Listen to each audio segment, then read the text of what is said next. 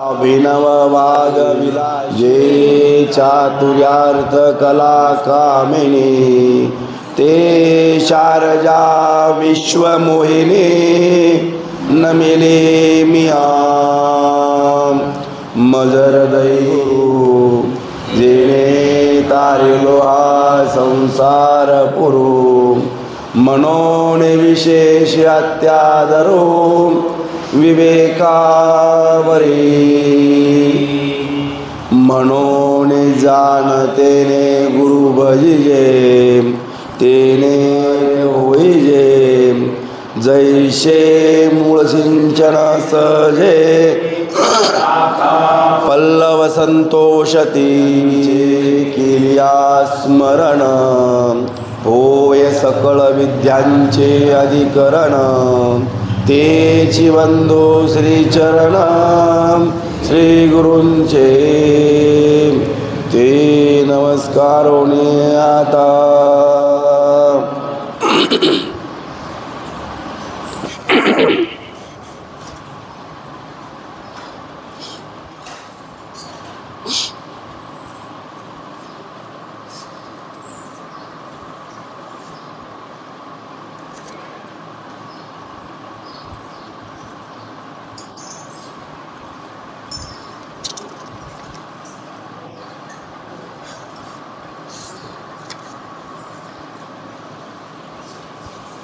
जीवाची नावे तृणातेही नोलंडावे मग न लेखिता जावे हे के गोटी मुंगी मिरू नोलंडावे मशका सिंधून तरवे तैसे भेटल्या न करवे अतिक्रमू आईशी जयाची चाली कृपा फळी फळा आली देखसी जी आली दयावाचे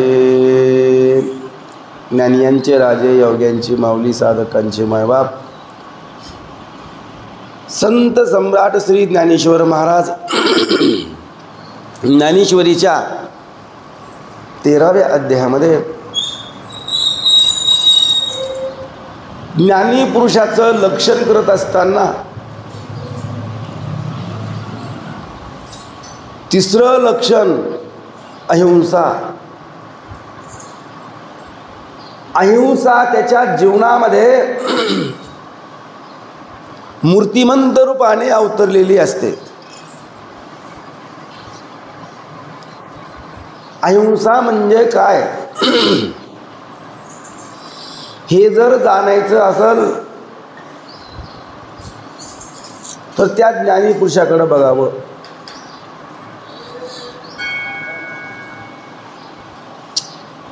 निर्दोष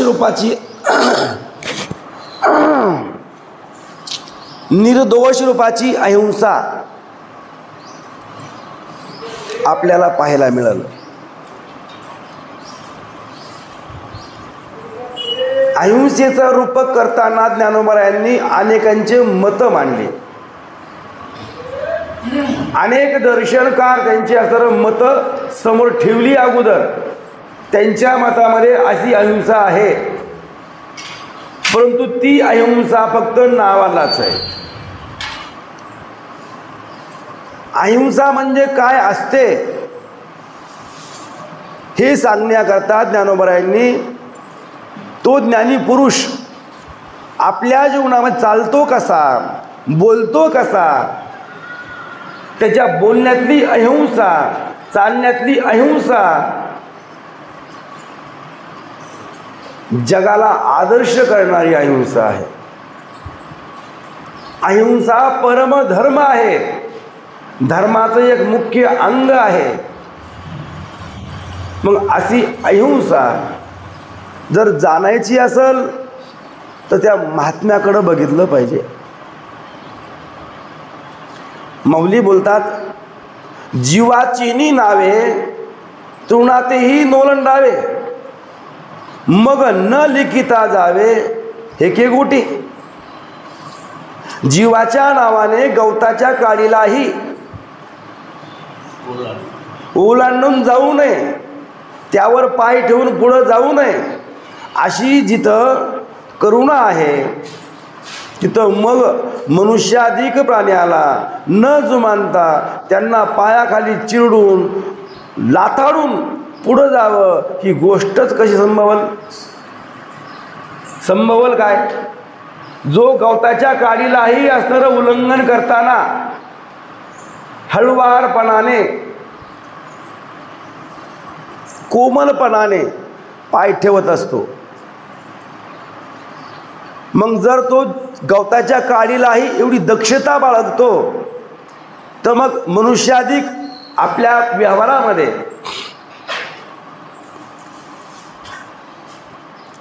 आपल्या पायाने एखाद्याला त्रास होईल असं वागल का? नाही. ही अत्यंत बारकाई आहे अहिंसेमधली. असं जीवन असावं, अहिंसा याला म्हणतात. आपल्याकडून कोणालाही त्रास झाला नाही पाहिजे, कोणालाच झाला नाही पाहिजे. त्रास देणं, त्रास होणं म्हणजे हिंसाच आहे. असं नाही की असं एखादा जीव घेतला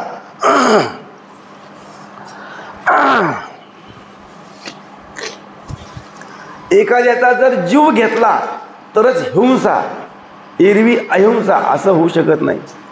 त्रास जरी दिला तरी हिंसाच आहे.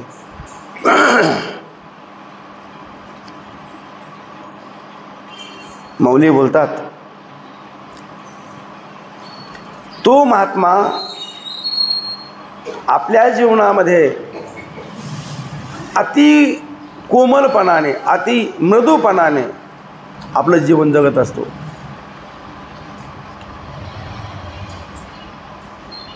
मुंगीला मेरू पर्वताचं उल्लंघन करता येत नाही, चिलटाला समुद्रामध्ये पोहून जाता येत नाही.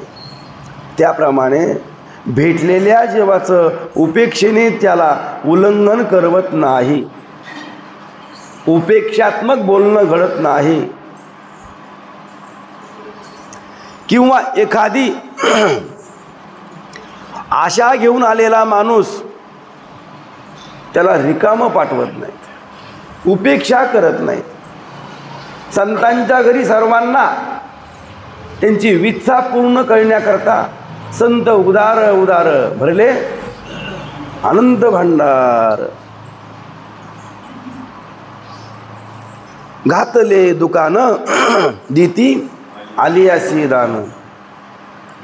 त्यांनी दुकान घातलंय, संतांनी दुकान घातलंय. दुकान कशाचं?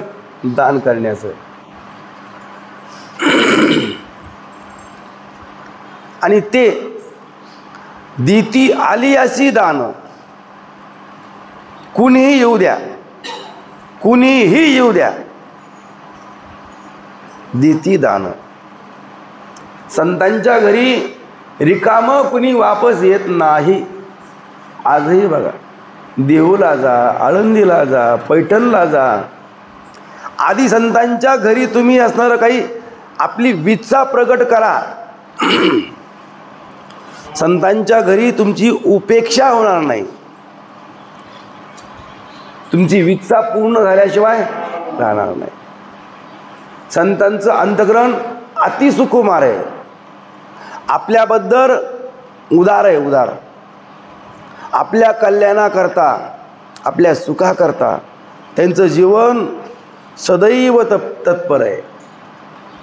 येते उपकारासाठी आले घर ज्या वैकुंठी. इथं ते उपकारच करण्याकरता आलेले आहेत. या पृथ्वी तलावर नदी ही उपकाराकरताच अवतीर्ण आहे. नदी ही कधी स्वार्थ बघत नाही, नदीने कधी स्वार्थ बघितला नाही. सर्व काळ उपकारच करते. कधीही कोणालाही कोणत्याच गावाला अपकार करत नाही. जी अपकार करू शकत नाही तीच खरं साधू असते. नदी सर्व काळ आपल्याकरता उपकार करण्याकरता हजर आहे. त्याचप्रमाणे वृक्षवेली वृक्षही आपल्या जीवनामध्ये सर्व काळ उपकार करण्याकरताच आलेले आहेत. झाडाने कधी म्हणलंय का की हा माझा शत्रू आहे, यांनी माझी फांदी तोडली, मला त्रास दिला, म्हणून याला मी सावली देणार नाही, माझं फळ देणार नाही, असं म्हणत नाही. ज्याप्रमाणे वृक्ष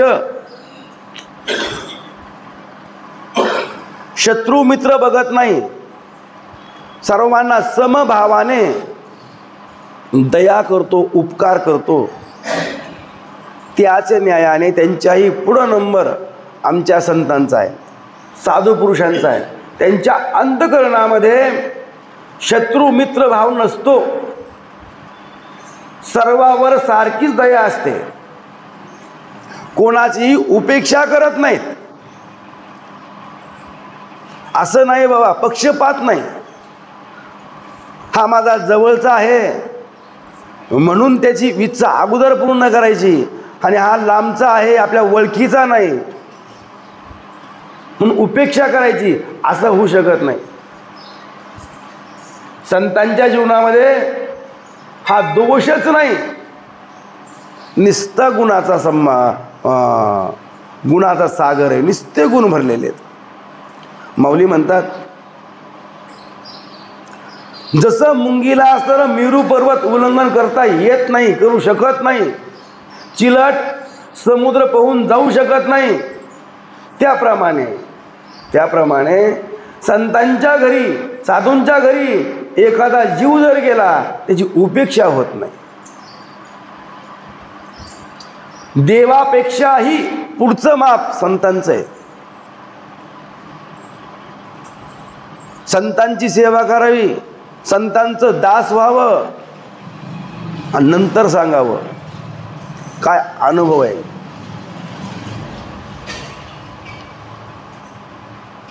मौली म्हणतात, अशाप्रमाणे ज्यांचं अंतःकरण अहिंसेने गच्च भरलेलं आहे, ज्यांच्या अंतःकरणामध्ये अहिंसा मूर्तिमंत रूपाने सर्व जगाला दिसते आहे, असे महात्मे अहिंसेबद्दल, हे झाला चालण्यातला अहिंसा, चालण्यातली अहिंसा, ते चालतात कसे याबद्दल माऊलींनी सांगितलं. त्यांच्या अंतःकरणामध्ये कृपा असते. आईशी दयाची चाली, कृपा फळी फळा आली, देखसी जी आली दया नावे दया वाचे. असं ज्याचं चालणं कृपारूपी फळाने फळाला आलेलं असतं, आणि ज्याच्या अभय वचनाने दया जिवंत असलेली पाहशील, असं भगवान श्रीकृष्ण अर्जुनाला बोलतात. ज्याच्या वचनामध्ये दया मूर्तिमंत असते, दया करणे पुत्रासी, तीच दास आणि दासी, सर्वांना सारखीच दया. दया हा धर्म आहे, अहिंसा हा धर्म आहे. दया धर्म, दया करावी, पण आपली दया ही फक्त नावाची दया आहे. आम्ही दया करतो, पण ज्या वेळेला आपल्या स्वार्थाला धक्का बसतो त्यावेळेला आपली दया संपून जाते. दया आहे ना आम्हाला बी, पण दया आपल्यातली, आपल्या लोकाची, स्वतःची दया, स्वार्थ पाहून दया. आणि संतांची दया सगळ्या विश्वाला माहिती, त्यांच्यामध्ये आपपर भाव नाही, कुठल्याच जीवाचा द्वेष नाही, कुठल्याच जीवाचा मत्सर नाही, कुठल्याच जीवाची हिंसा नाही, कोणाला त्रास होईल असं होऊ शकत नाही. अशी ही दया, कृपा बघावी संतांच्या जवळ. त्यांची कृपा खरंच त्यांची कृपा आहे, आपली कृपाच नाही. संत कृपा झाली, इमारत फळा आली. इमारत कोणती?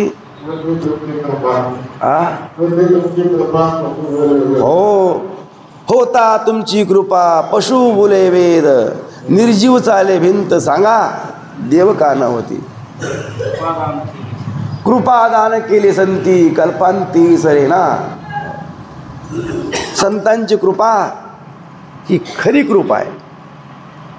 खरी म्हणजे फलद्रूप. त्यांच्या कृपेमध्ये फल आहे आणि आपली कृपा निष्फल आहे.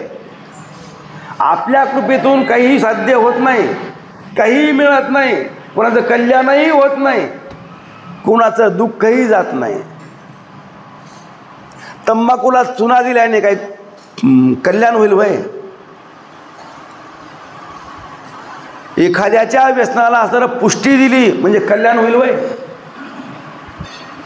चांगलं होईल वय? ते काय फळ आहे? नाही.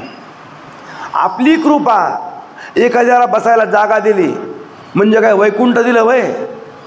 एखाद्या इष्टीच्या प्रवासामध्ये जर गर्दी असेल आणि उभं पाहून म्हणले बसा, आपण तिघं ॲडजस्ट करू. काय दयावान माणूस आहे हो, काय दया माणूस आहे. अरे काय दया आहे त्याची, तिची काय कृपा आहे त्याची. जागा दिली म्हणजे काय दिली? वैकुंठ दिलं. अहो संतांचं पहा, या संताचे देणे कल्पतरुणी दुने परीसा परीस आगाग देणे चिंतामणी ठेंगणा. या संताचे देणे आघात देणे. चिंतामणी ही ठेंगणा होतो, कमी पडतो. संतांनी दिलं तर ते दिलेलं कवा संपत नाही. आता प्रमाण दिलं यांनी, कृपादान केले संती कल्पांती सरेना. संतांची कृपा झाली तर ती कृपा देवालाही निवारण करता येत नाही. एखाद्याच्या अदृष्टामध्ये बलवत्तर दुःख असल, भोग असल, पण एखाद्या महात्म्याने सहज कृपा केली, सहज जाणून नाही बुजून नाही असं ओळखून नाही मुद्दाम नाही, संतांचं सहज असतं. सहज बोलणे हित उपदेश करुणी सायास शिकविती. काय द्यावे त्याशी व्हावे उत्तराई ठेवी तहा जीव पायी थोडा. एखाद्या महात्म्याने सहज जरी कृपा केली, कितीही बलवत्तर अदृष्ट असू द्या, कितीही बलवत्तर भोग असू द्या, पर संतांच्या कृपेतून इतकाही बलवत्तर भोग नष्ट होतो आणि जीवन सुखी होतं महाराज. असे अनेक उदाहरणं आहेत ज्यांच्या जीवनामध्ये संततीचा योगच नाही. एका जन्मात नाही, पुढच्या 7 जन्मामध्ये नाही. अशा संततीहीन लोकालाही जर संतांच्या मुखातून शब्द सहज बाहेर निघाला, अष्टपुत्र सौभाग्यवती भव, जाणून असर आशीर्वाद दिला नाही, उगा सहज शब्द बाहेर पाडला, तर 7 जन्मापर्यंत संतती योग नसणारा पुरुष त्यालाही संततीचा योग येतो. ही ज्याची ताकद आहे, ज्याचा शब्द फळाने गच्च भरलेला आहे, निष्फल नाही, फुकट नाही जात. आपलं बोलणं सगळं फुकटच आहे, आपल्या बोलण्याला किंमतच नाही काही, वायफळ.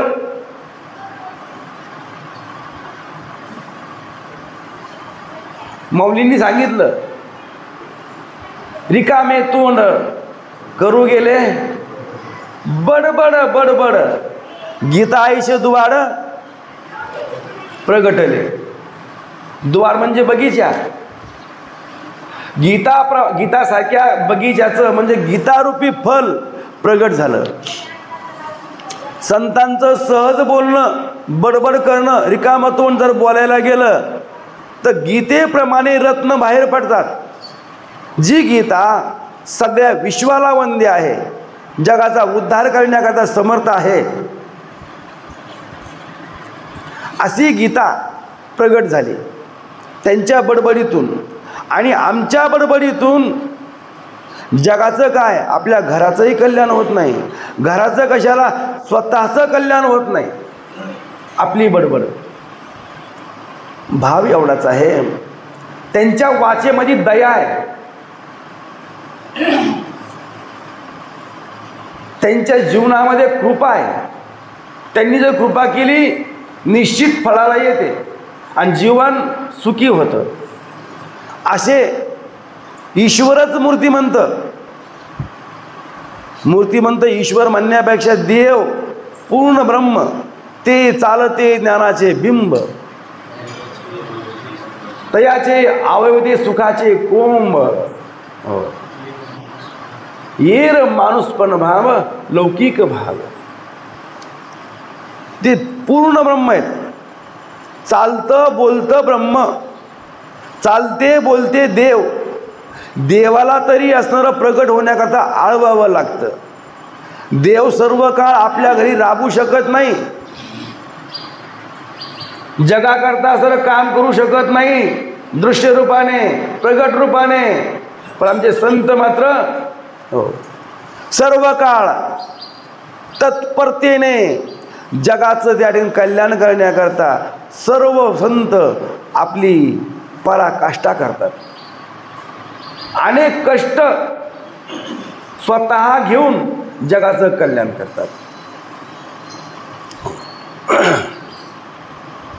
माऊली पुढं बोलतात, स्वये श्वसनेची ते सुकुमार, मुख मोहाचे माहेर, माधुर्या झाले अंकुर, दशन तैसे. स्वतः श्वास घेणं, स्वय श्वसनेची ते सुकुमार, स्वतः श्वास घेणं, पण तेही देखील अत्यंत नाजूक. मुख तर प्रेमाचं माहेर घरच. त्यांच्या मुखावाट निस्तं प्रेम गच्च भरलेलं आहे. कोणालाही असणारं दुःख लागल, वर्मी लागल, मन दुखल असा शब्द बाहेर पडत नाही. प्रेमाचं माहेर घर. त्यांचं बोलणं जर बोलायला लागले तर समोरच्याला वाटावं माझी आईच आहे, माझा आप्तच आहे, माझा मित्रच आहे, माझा सखाच आहे, माझा कैवारीच आहे असं वाटावं. इतक्या जवळचं असावं. ओळख नसली तरीही जर ते बोलायला लागले तर माणसाला दुसरेपणाचा असं अभाव होतो. अभाव. माझ्या घरचाच माणूस आहे, माझाच माणूस आहे, माझा कैवारीच आहे असं वाटतं. इतकं प्रेम. आपल्या बोलण्यात तिरस्कार असतो, आपल्या बोलण्यात द्वेष असतो, आपल्या बोलण्यात चेष्टा असते, मस्करी असते.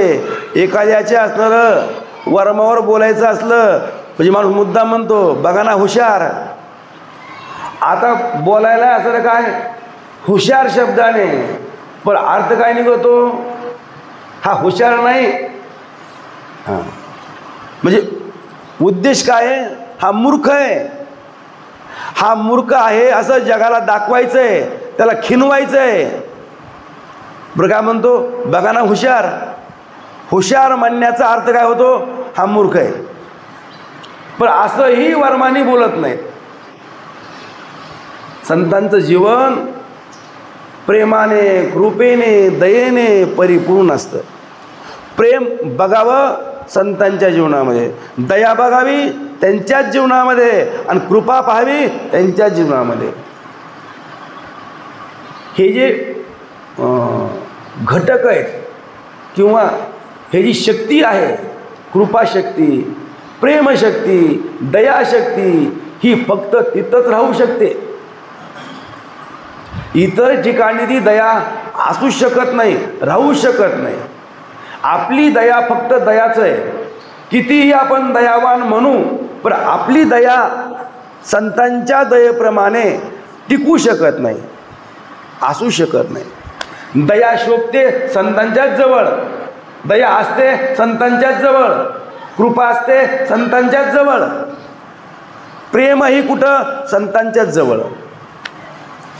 आपण नुसतं म्हणतो की अमकं प्रेम अमक्यावर माझं फार आहे, पण हे प्रेम नाही.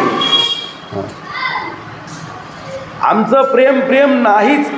प्रेम फक्त संतांच्याच जवळ आहे. माऊली म्हणतात त्या महात्म्याचं वर्णन करताना त्याच्या जीवनातली अहिंसा प्रगट करायची आपल्याला. अहिंसा हे पद या 13व्या अध्यायामध्ये अगोदर अमानित्व, अदंबित्व, आता अहिंसा. ही अहिंसा कशी आहे याच्याबद्दलचं वर्णन आहे. आणि ती अहिंसा त्याच्या प्रत्येक क्रियेतून बाहेर पडते. चालताना, बोलताना, श्वास घेताना. आपला श्वास घेणं कठीण आहे. श्वासही घेत असताना तो श्वास कसा घेतो. आपल्या श्वासामध्ये अनेक जीवजंतू मध्ये जातात आणि बाहेर येतात. महात्म्याच्या श्वासामध्ये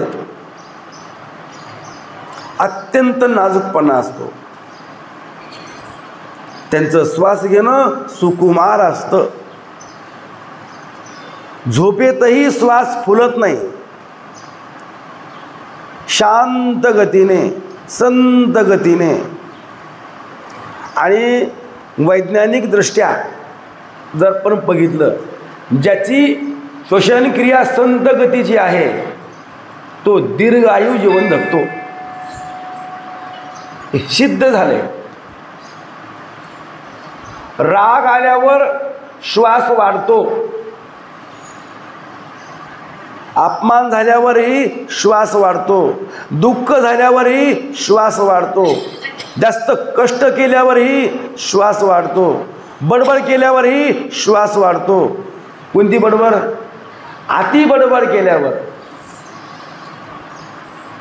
ज्याचा श्वास अत्यंत संत गतीचा आहे त्याचं आयुष्य दीर्घायू होतं.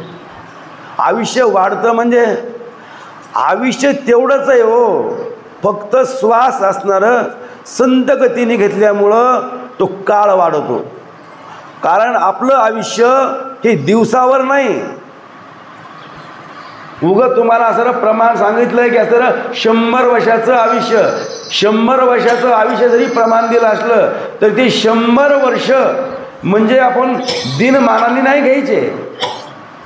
एक काय केले, वर्गवारी केलेली एक आकडा शास्त्राला माहिती की इतके एखाद्याला असं आयुष्य 70 वर्षाचं आहे. आणि 70 वर्षामध्ये हा किती खाणार आहे,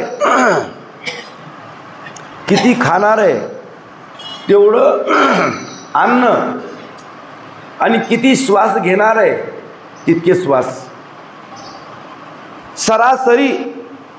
सरासरी प्रत्येक माणूस रोजच्या रोज 21,600 श्वास घेतो आणि सोडतो.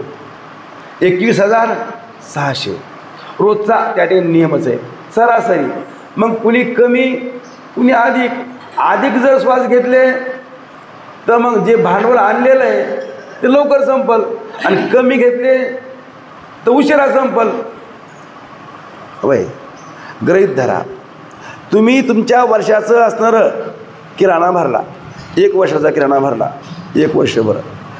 मग 1 वर्षाच्या मानाने जो किराणा माल भरलेला आहे मग तो किराणा माल वर्षभर संपणार आहे, वर्षात संपणार आहे. मग तोच किराणा माल आपण जर अगदी थोडा थोडा जर वापरला तर असं काही नियम नाही, तो वर्षाच्या पुढेही जाईल. तर वापर कसा आहे, वापर थोडा आहे. आणि जर तोच माल वर्षाचा अधिकच वापरला तर वर्ष कशाला, आताही संपल. म्हणजे वर्षाचा माल आपल्या वापरण्यावर आहे. तसं आपलं आयुष्याची गणना ही आपल्या वापरण्यावर आहे श्वास. म्हणून संत गतीचा जो माणूस आहे हा दीर्घकाल जीवन जगतो. परंतु कसं आहे, आम्हाला रागच लई येतो, आणि राग आला की श्वासाची गती वाढते. कल्पना करा तुम्ही, कल्पना म्हणण्यापेक्षा अनुभव घ्या. राग आलेल्या माणसाचे श्वास आणि अगदी शांत बसलेल्या माणसाचे श्वास, निश्चिंत माणसाचे श्वास, लय फरक आहे.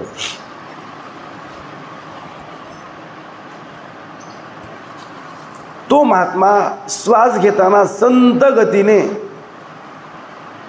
सुकुमार अत्यंत मृदू श्वास घेत असतो. मुख मोहाचे माहेर. मोहाचे शब्द प्रेमाचं. मोह म्हणजे प्रेम. तात्पर्य अर्थ तुम्हाला मोह सांगायचा आहे. मोह म्हणजे मोह आवडत नाही हो, आवरत नाही हो. मोह आवरत नाही म्हणजे प्रेम आवरत नाही. एखाद्या वस्तूवरचं जे प्रेम आहे ते प्रेम म्हणजेच काय असतो? मोह असतो. मोह, एखाद्या वस्तूचा मोह माणसाला आवरतच नाही.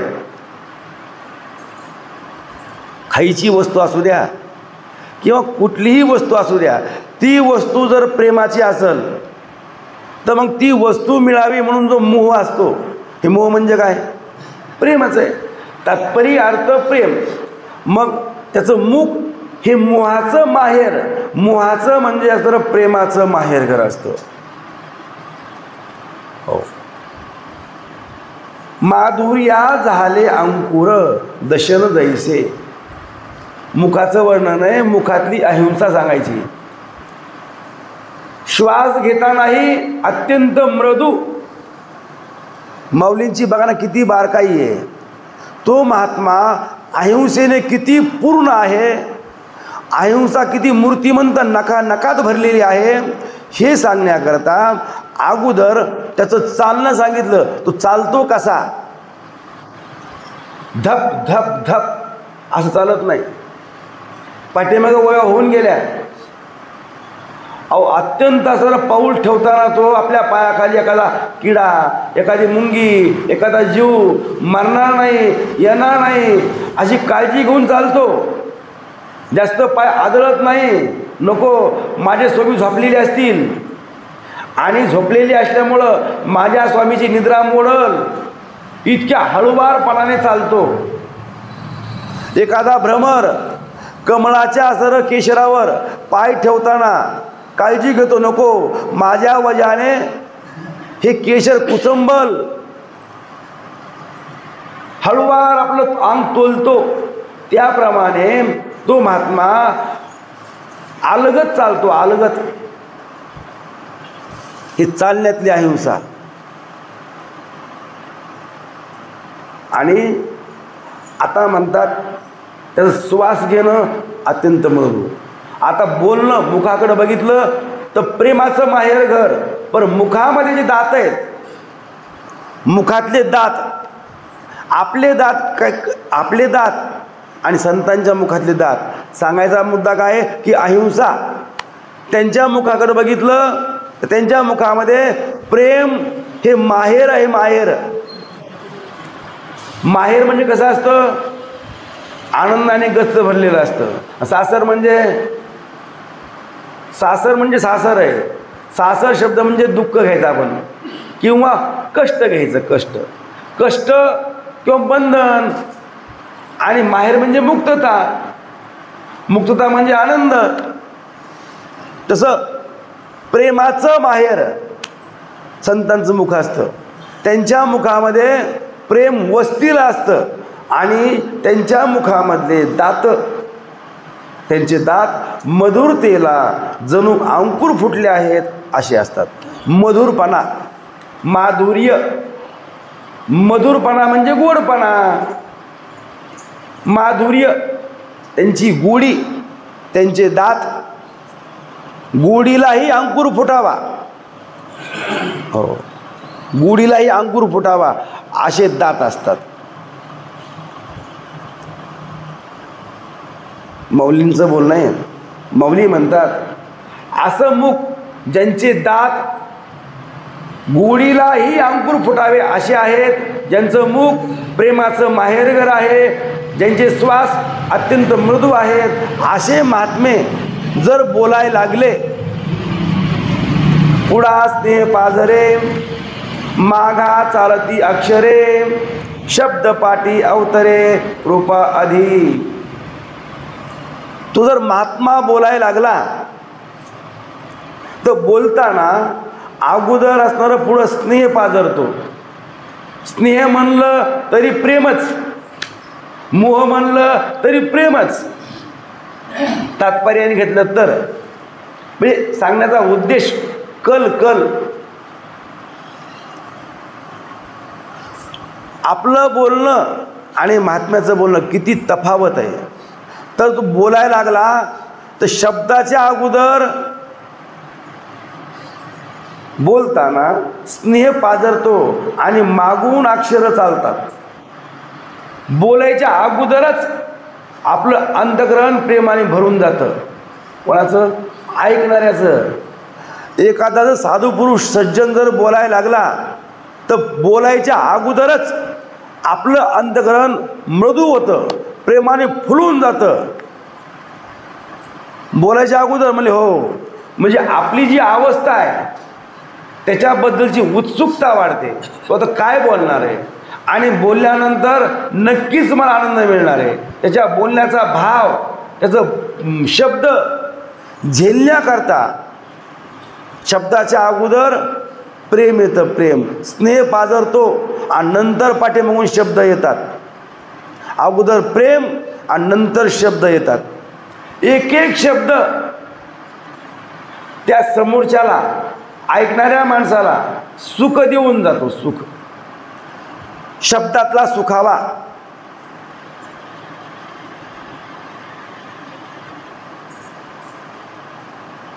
माऊली म्हणतात,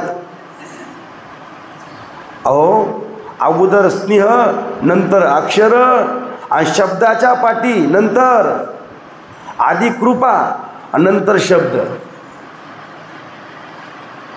इतकी अहिंसा, इतकी अहिंसा, इतकं असणारं संतांचं जीवन अहिंसेने भरलेलं आहे. त्यांच्या बोलण्यातला भाव.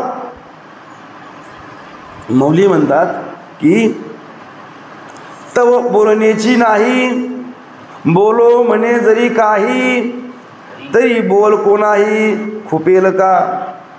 एकतर पहिली गोष्ट तो संत, तो महात्मा, सज्जन माणसं बोलतच नाहीत. बोलत नाहीत म्हणजे मुख्य आहेत का? नाही. हरी बोला, हरी बोला, नाहीतरी अबोला. व्यर्थ गलबला करू नका. बोलायचं असलं तर हिताचं बोला, मोजकंच बोला, जास्त बडबड करू नका. जास्त बडबड केल्याने आपल्या जीवनामध्ये एक जीवनशक्ती नावाचा स्रोत आहे, ते कमी होतं. अति बडबड केल्याने. मोजकंच बोला. मितुले आणि रसाळ, साच आणि मवाळ. मितुले आणि रसाळ, कल्लोळ अमृताचे. साच आणि मवाळ, मितुले आणि रसाळ. एकाच गोष्टीचा पुन्हा पुन्हा पल्लाळ लावू नये. डबल डबल, टिबल टिबल, पुन्हा पुन्हा पुन्हा पुन्हा त्याच गोष्टी. शिळ्या कळीला असणारं किती जरी शिजविलं, किती जरी उत आणला तर उपयोग काय? कढीच आहे. आपलं बोलणं पांचट, संसारातलं बोलणं काहीच कामाचं नाही. वायफळ. आनंद वाचाळ बरळती बरळ, त्या कैशी गोपाळ पावे हरी. अशी आनंद वाचाळ लोक अनेक प्रकारचं बरळतात. त्यांचं बोलणं म्हणजे बरळणे, आणि त्या बरळण्याने देव भेटेल काय? नाही. आपलं बरळणं आहे, संतांचं बोलणं आहे. एकतर बोलतच नाहीत. अगोदर तो ज्ञानी पुरुष कोणाला बोलत नाही. कामाच काम. एखाद्या कार्यक्रमाला गेल्यानंतर अनेक आप्त लोक जरी भेटले, जय हरी जय हरी, समोर जरी बसला तर शांतच. त्यांनी विचारल्यावरच हो म्हणायचं, अगर नाही म्हणायचं. जास्त बोलायचंच नाही. आपलं कसं आहे, पाहुणा आल्याबरोबर कसं काय प्रवास, लय गर्दी होती वाटतं, हो, ते बोलत बी नाही. आपलं सूरपट्टा. लयच गर्दी होती, तिकीट भेटलं का, चहा कुठं कुठं प्याला, नाश्ता केला का, रिक्षा केलता का, किती तिकीट लागलं, पैसे दिले का, परत जागा भेटली का, अहो लईच आपले प्रश्न. बरं त्या बोलण्याने काय फायदा, झालं गेलं संपलं. त्या बोलण्यात काय तथ्य, काय फायदा, काय हित, वायफळच आहे ते, वाचाळच आहे ना ते. कुठेही जाऊ द्या, माणसाने शांत राहावं. आता संसारी जीवन म्हणल्यावर जावंच लागत आहे. कार्यक्रमाला म्हणा, कुठं उत्सवाला म्हणा, बोलविल्यावर म्हणा, जावंच लागत आहे. पण गेल्यानंतर त्यांच्याप्रमाणे वागायचं नाही, आपल्याप्रमाणे राहायचं. आपली मर्यादा आपण सांभाळायची, शिष्टाचार आहे. हो, समोरचा बोलायला लागला म्हणजे आपण नाही बोलायचं, हू ना हू करायचं. मग समोरचा ओळखतो, याचा मूड नाही बोलण्याचा. आपण जर त्याच्या बोलण्याला प्रतिसाद दिला, तो अधिकच बोलणार आहे. आणि आपण जर त्याला दाखविलं ह्याचा रस नाही बोलण्यामध्ये, तो बोलणारच नाही. त्याच्या बोलण्याला प्रोत्साहन जर आपण दिलं, तो अधिक बडबड करील.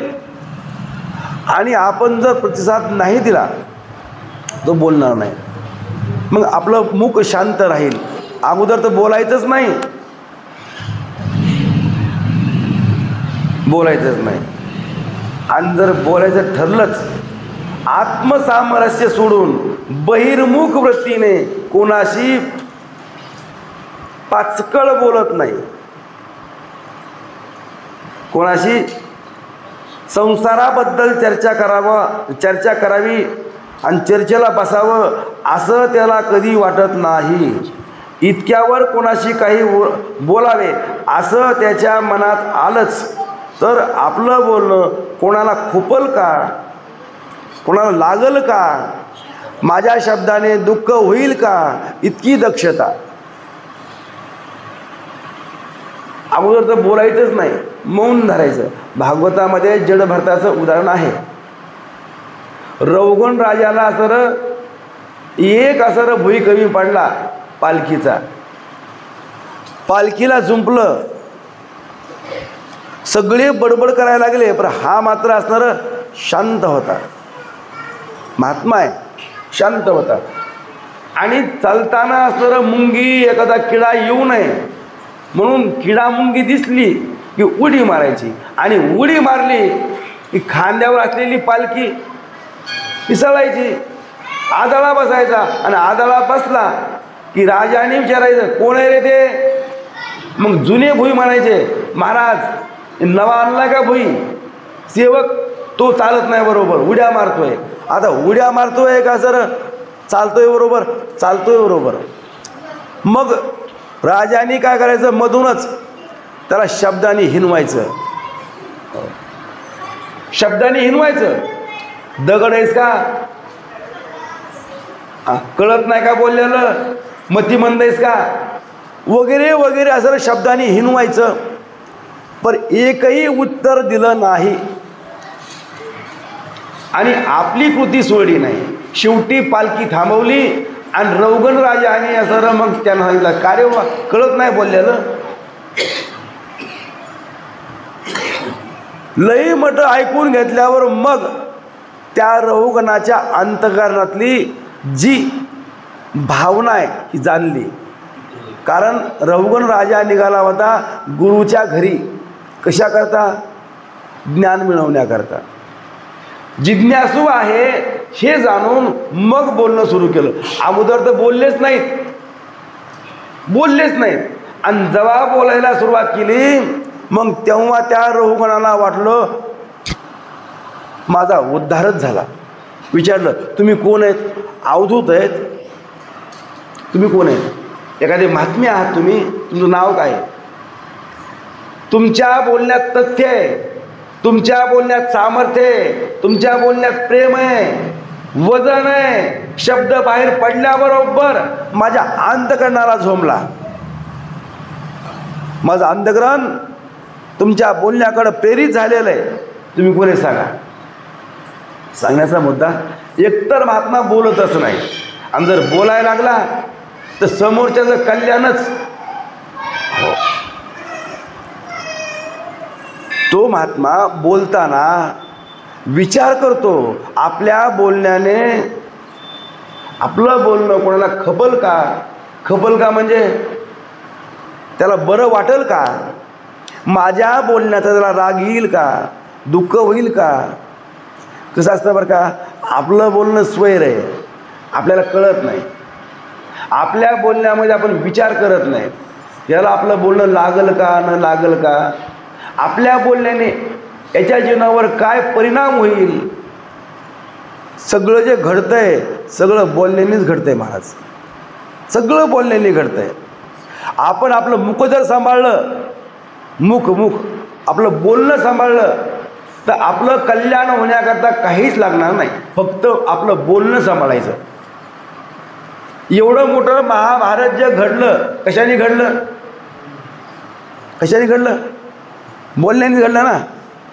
त्या मय सभेमध्ये, बरं मय सभा एवढी मोठी सुंदर बांधली, चांगलं आहे ना, मोठा बंगला बांधला, चांगलं आहे ना, पण आपला मोठेपणा दाखवण्याकरता इतराला सरळ हिनवायचं शब्दाच्या द्वारे, त्या शब्दाने एवढं मोठं महाभारत घडलं.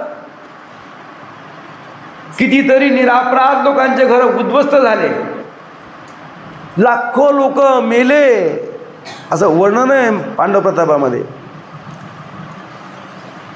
कशावरून घडलं? निस्त्या शब्दांनी घडलं. त्या मय सभेमध्ये अशी काही रचना होती, जिथं पाण्याचा भाग आहे, जिथं पाणी आहे तिथं भूमीसारखं वाटायचं, जमिनीप्रमाणे भासवायचा, जमीनच वाटायची पण असायचं पाणी. त्याचं नावच काय आहे? मय सभा. आणि जिथं जमीन आहे तिथं पाण्याचा भ्रम व्हायचा. आता ज्याला माहिती त्याचं काय नाही. आता नवीन किती जरी हुशार असला तर फसणारच आहे माणूस. मग योग असा, कसं असतं, प्रत्येकाच्या जीवनामध्ये जो शत्रू असतो, जो वैर असतं, जे द्वेष असतं, हे द्वेष, शत्रू, मत्सर, वैर हे जगाकरता नसतं, आपल्या जवळच्या करता असतं. शत्रू जवळचाच, भावकीतलाच, द्वेष भावकीचाच.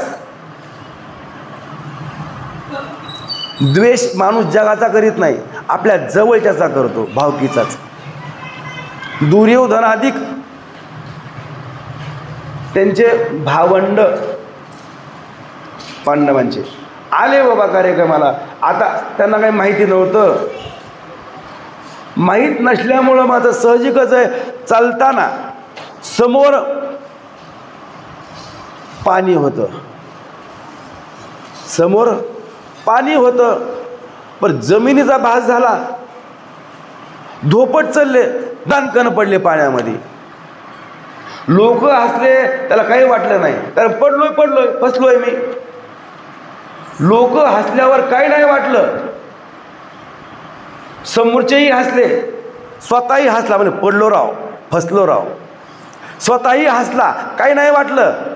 पण पुढं गेला, पुढं गेल्यानंतर आता पहिल्यांदा पाण्यामध्ये पडला, लोक हसले, काही नाही वाटलं, पडलो, अंग भिजलेलं आहे.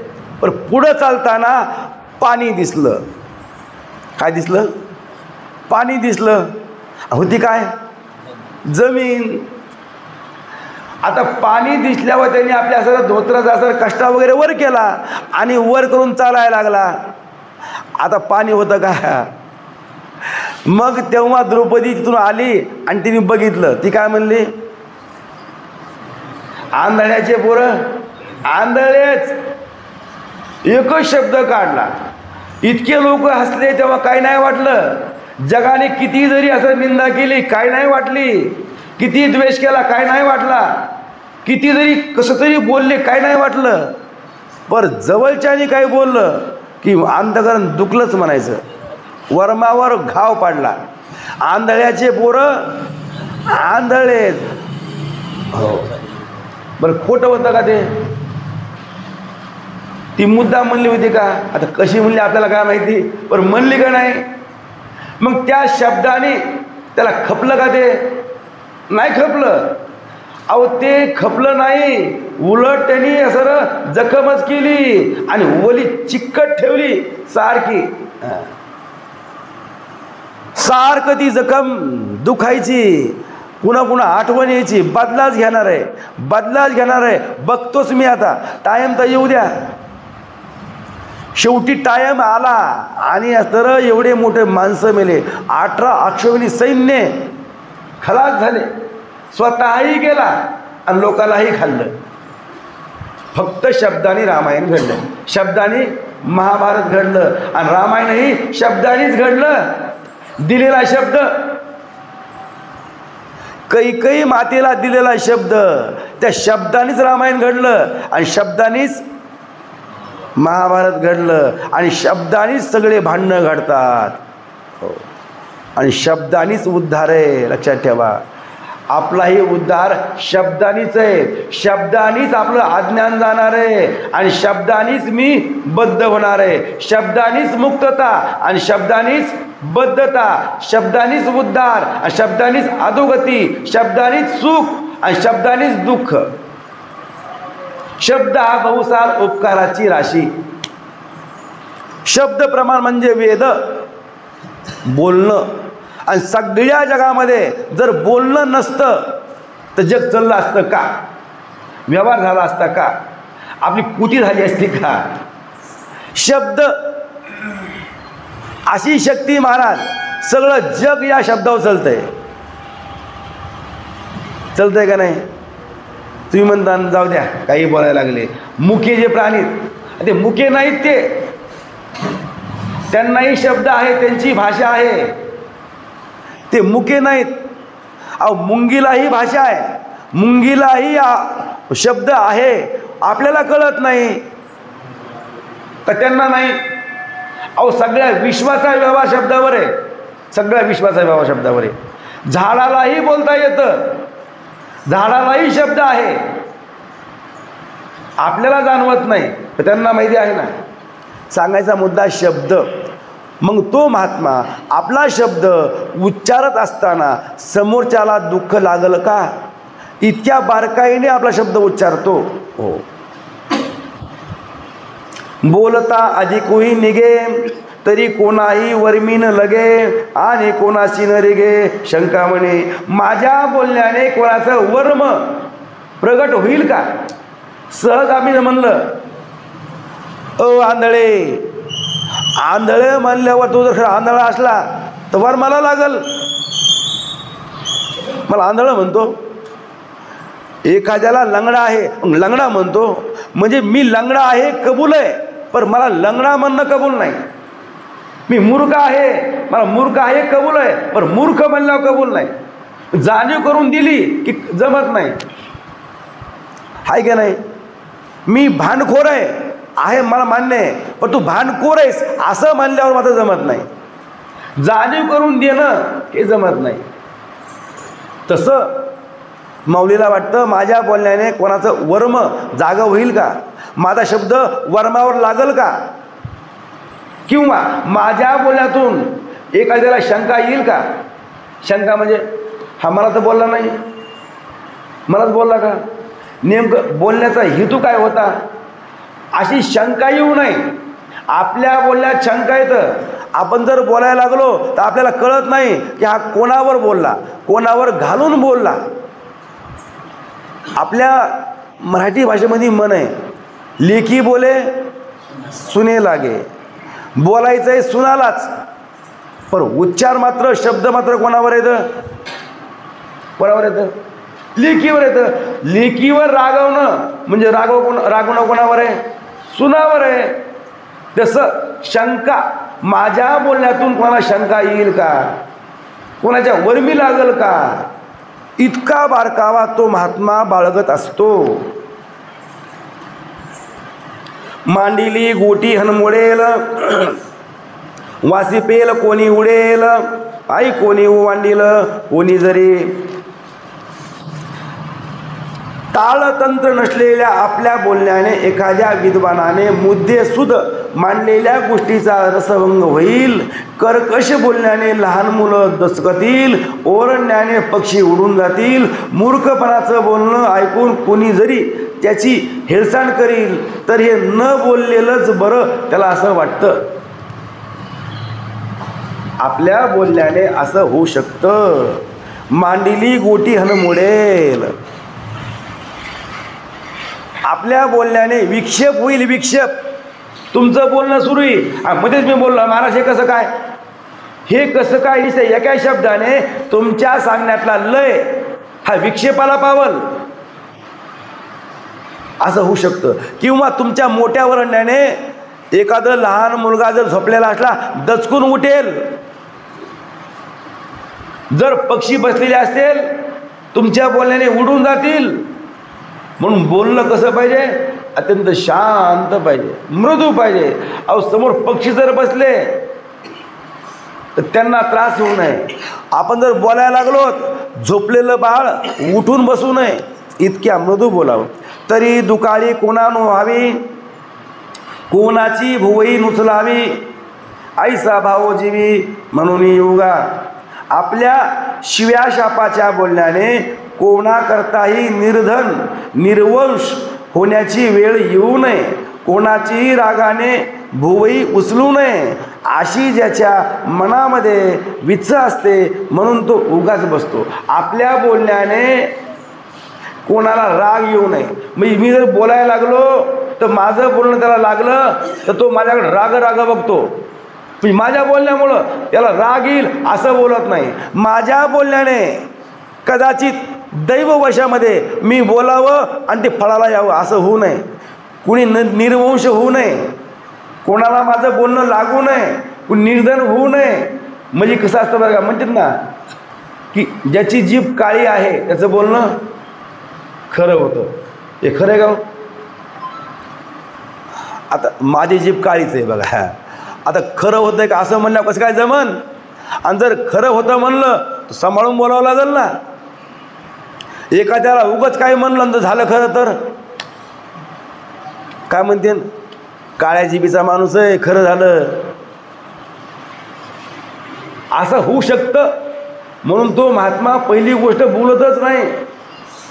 एखाद्याला जर माझा शब्द लागला आणि झाला खरा झाला तर माझ्यामुळं होईल ना, ते माझ्या शब्दामुळं परिणाम होईल. म्हणून कोणाला चांगलंही म्हणायचं नाही आणि कोणाला वाईटही म्हणायचं नाही.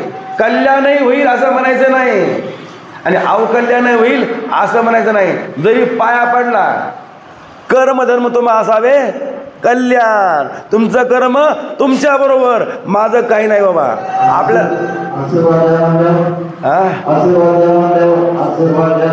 हो आशीर्वाद द्या म्हणल्यावर असं म्हणायचं.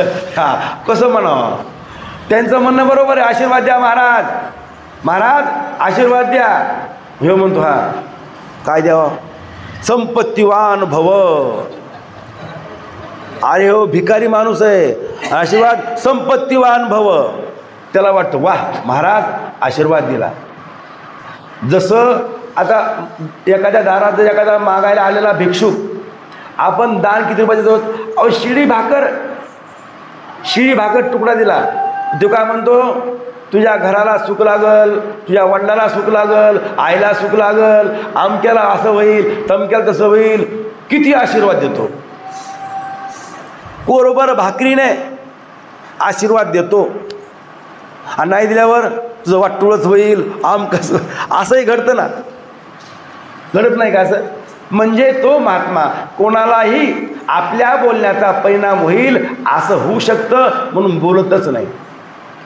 आशीर्वादही देत नाही. आम्हाला लय मोठेपण आहे. जर कुणी जर पाया पडायला आलं का महाराज आशीर्वाद द्या, मग तर काय छाती पुढंच तथास्तु कल्याण वस्तू. अरे तू काय व्यास आहे का वचिष्ठ आहे का महात्मा आहेस का देव आहेस? तुझ्या बोलण्यातून एखाद्याचं कल्याण होत असेल चांगलंच आहे म्हणा, पर कशाला बोलतो तू? स्वतः महात्मा सुद्धा असं बोलू शकत नाही. तो उगा असतो उगा. मग प्रार्थीला विपाये जरी लोभे बोलो जाये तरी परिस्थिया होय माय बापू. लईच लोक म्हणले सर बोलाच महाराज बोलाच. तर आग्रह केल्यावर मग बोलतो तर कसा बोलतो तर बोलताना आपल्या आई वडिलाप्रमाणे माय बापाप्रमाणे. एखाद्याला आपला आई बोलती आहे वडील बोलत आहेत असं वाटावं. नाद ब्रह्मची मुसे आले की गंगा पै असलेले पतिव्रते.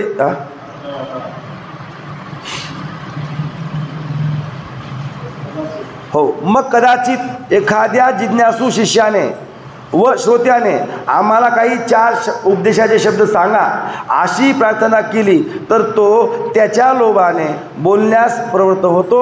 तेव्हा ते बोलणं इतके सत्य हितप्रिय असतं की जो त्याचं बोलणं ऐकतो त्याचा तो मायबाप होतो. त्यांचा दृष्टिकोन आहे महात्म्यांचा. त्यांचं आपण सहज म्हणलो हो. एखाद्याने प्रार्थना केली बोला महाराज तर बोलताना सर आई वडिलाप्रमाणे आईबाप होतो याचा अर्थ कल्याण करतो. सुंदर विषय आहे. वेळ होऊन गेली 5 मिनटं मुद्दाम. झालं काय मी ठरवलं होतं रोज 10 ओव्या घ्यायच्या रोज 10 ओव्या म्हणजे आपलं कसं तरी असतं र किमान असं हे 18 लक्षणं व्हावेत त्या हेतूने 10 ओव्या घ्यायच्या ठरलं होतं. म्हणून असं 5 मिनटं वर गेले. झालेली सेवा भगवंताला अर्पण. उद्याला पाहू. कुंडली कवरदारी विठ्ठल पंढरीनाथ भगवान विठ्ठल विठ्ठल विठ्ठल विठ्ठल विठ्ठल विठ्ठल विठ्ठल.